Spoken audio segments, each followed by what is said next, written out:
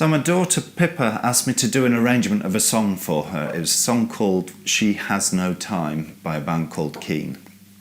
And so one thing led to another, and as it was Father's Day, I managed to convince her into letting me do a recording with her, which is what I put online last week. Let's check that out. It all dissolve around you. She says she has no time for you now. She says she has no time for you now. She says she has no time.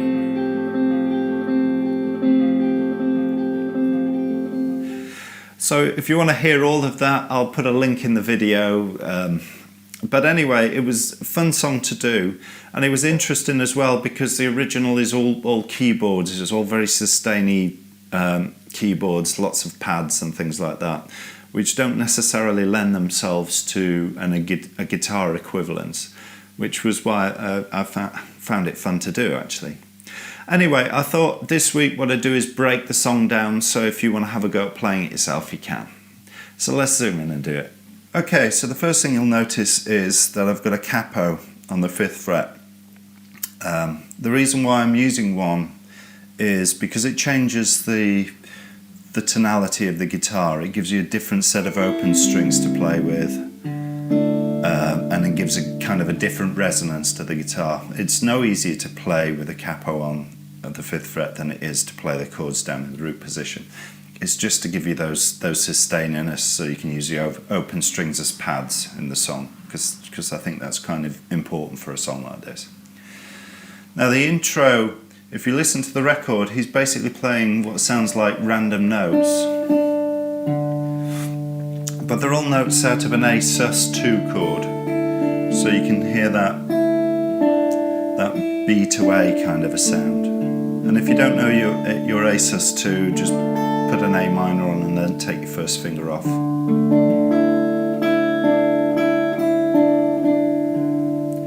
So the intro to the thing I did with Pip was just playing around with the notes of an A sus2 chord.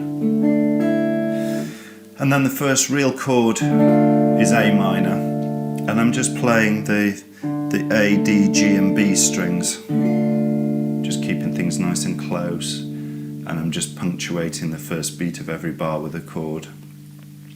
So that's A minor to D7. Now the D7, what I'm trying to do is to try and hold on to as many notes as possible through each chord change, to try and give that sustaininess.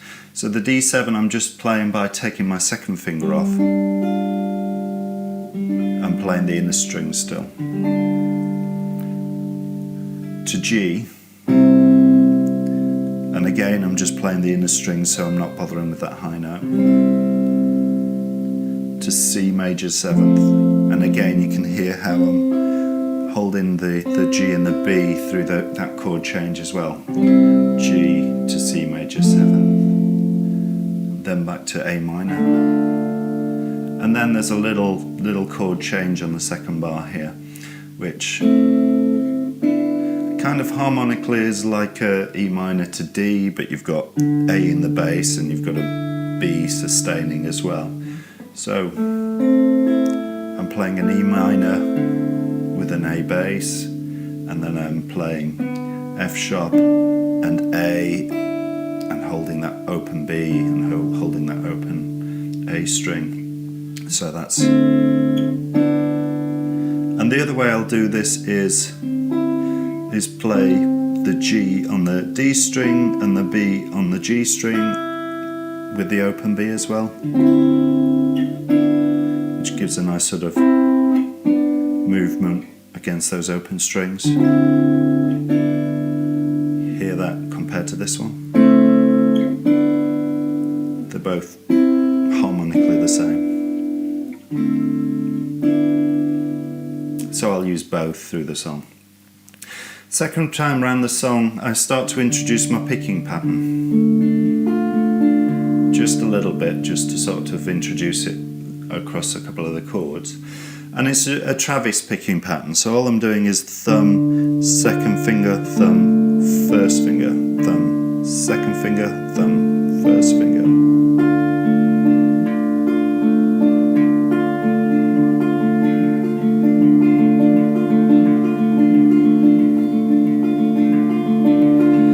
And sometimes I miss that first note with the second finger, so it goes thumb, thumbs, first, thumb, miss out the second thumb, and then start the pattern. And that sounds like this. Or faster.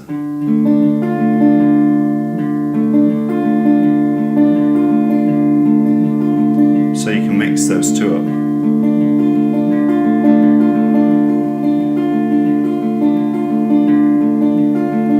So that's the picking pattern that I'm using throughout the song, through all of the chord changes as the verse starts to pick up.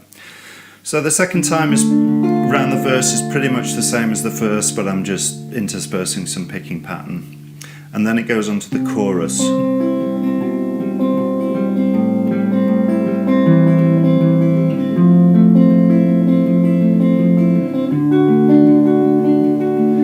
So all I'm doing there, I've got the Travis picking going with my right hand, and the movement really is all in the bass. So I'm starting with a G, and I'm holding the B and the G strings, just keeping those open strings ringing all the time.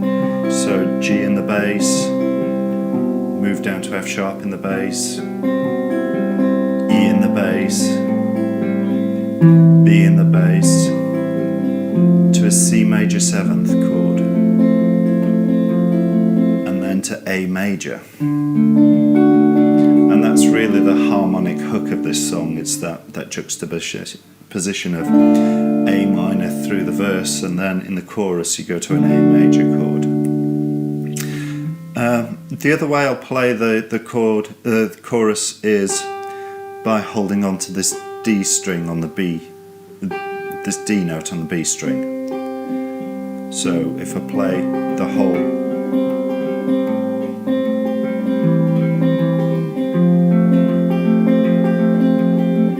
then to A major.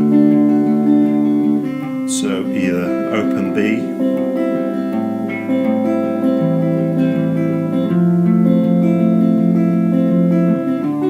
or with that D note held on.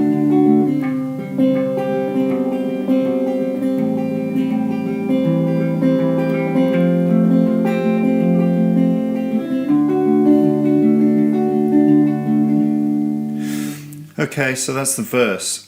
The chorus. Moving on to the next verse, I'm maintaining this Travis picking all the time now. So I start with A minor to D7. This time I play the D7 with an F in the bass. So I take my second finger off the A minor chord, move it across and put it on the bottom E string. And that gives sort of a harmonic movement up to that G chord, to C major 7th, just like before, A minor, then the same as before, E minor to D minor, but keeping the open A and open B strings ringing just as we did before.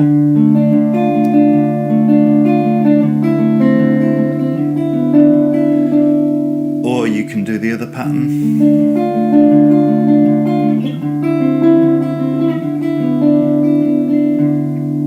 And then you're back into the chorus again. And you play through that. And then after the chorus you move on to the instrumental. So the instrumental is over the same chords as the verse, but this time I'm just playing a little tune by playing a pair of strings. So first chord is A minor, and I'll play the B string and the E string. A little bit of Travis picking after that. So, and then to D7 with that F sharp in the bass, and I'm playing the the A string and the C, the A and the C there. A little bit of Travis picking. And here I moved on to G, but the melody line I'm holding a B with my little finger and the D with my third finger. Hopefully you can see that. And then I put the bass on. It's a bit of a handful of a chord, but I think it sounds nice. Then C major 7th, so I'm playing open E and an open B string. Then a C major 9th, so I'm playing the D note with my third finger and the open B with my little finger. Then A minor again. Then that little E minor D7 pattern.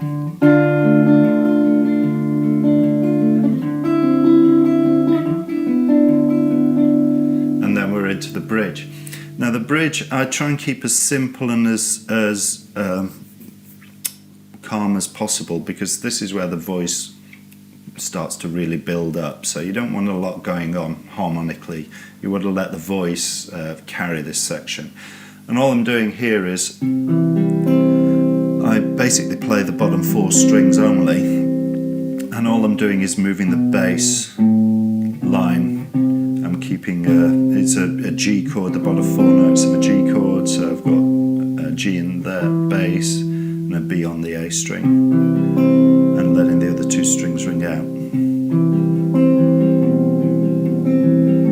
And you can hear the bass. All I'm doing is G, F sharp rather, E, F sharp, G, F sharp, and go around that a few times until we get to the end of the bridge. And then as we come into the chorus, I change my strings, so I move across a set of strings and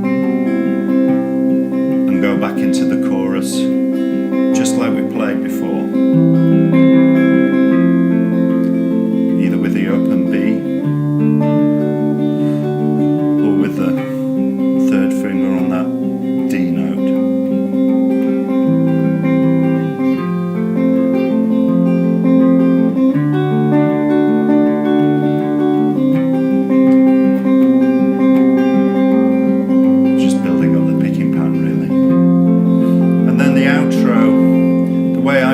Outro is holding on to that C add 9 chord and then changing the strings that I'm playing across.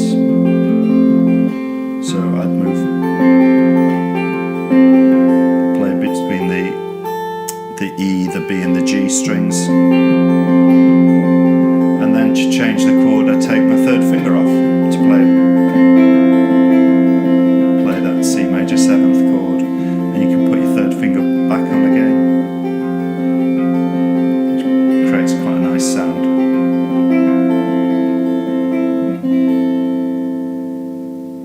That's it. So that's it. Hopefully that was interesting to you. It was certainly fun for me to do. It was great to play some music with my daughter as well. Anyway, we'll get back to the usual lessons next week. We'll catch up then. Bye bye.